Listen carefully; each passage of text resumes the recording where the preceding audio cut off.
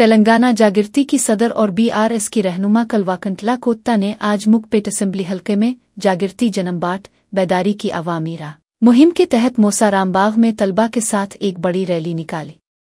Rally के दौरान कोत्ता ने कांग्रेस की मौजूदा हुकूमत से ये मुतालबा किया कि वो इंतखाबी वादे के मुताबिक तालिबात को मुफ्त स्कूटी, 2 पहिया गाड़ी फराहम करने की जमानत को फौरी तौर पर पूरा करे। उन्होंने जोर दिया कि हुकूमत को तालिबात की नकलो हमल की आसानी के लिए ये अहम सहूलत फराहम करनी चाहिए।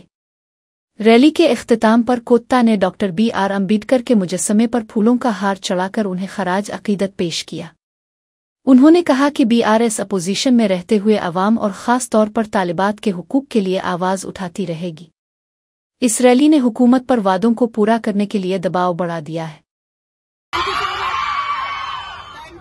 మనందరికీ స్పెషల్ గా మంచిగా చదువుకోవాలి, చదువుకున్నటువంటి వాళ్ళందరికీ కూడా జాబ్స్ రావాలనే తెలంగాణ తెచ్చుకున్నాం.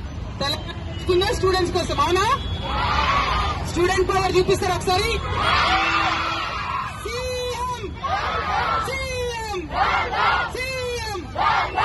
ఎందుకంటే ఇన్ని మాటలు ఇచ్చి మనకు ఒక్క మాట కూడా ఫుల్ఫిల్ చేయట్లేదు. అన్నిటికన్నా ఎక్కువ అన్నారు.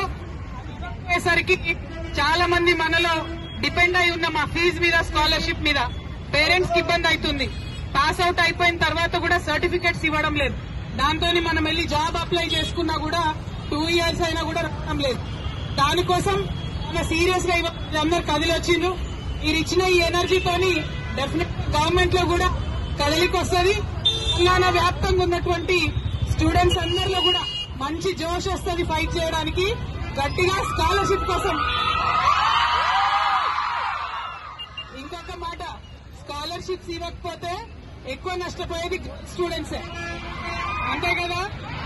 బాయ్స్ కి అయితే ఏదన్నా అమ్మి పెట్టేస్తారు, కానీ గర్ల్స్ అనేసరికి పెళ్లి కూడా చేయాలి ఆగు అంటారు. కానీ ఈ మధ్య పేరెంట్స్ కొంచెం మంచిగా గర్ల్స్ ని కూడా చదివిస్తున్నారు. కాకపోతే గవర్నమెంట్ సపోర్ట్ ఉండాలి, ఉంటే ఇంకా బాగుంటుంది. అందుకే మళ్ళొకసారి సీఎం అంటే స్కాలర్షిప్ ఎక్కడ అనండి. CM CM CM.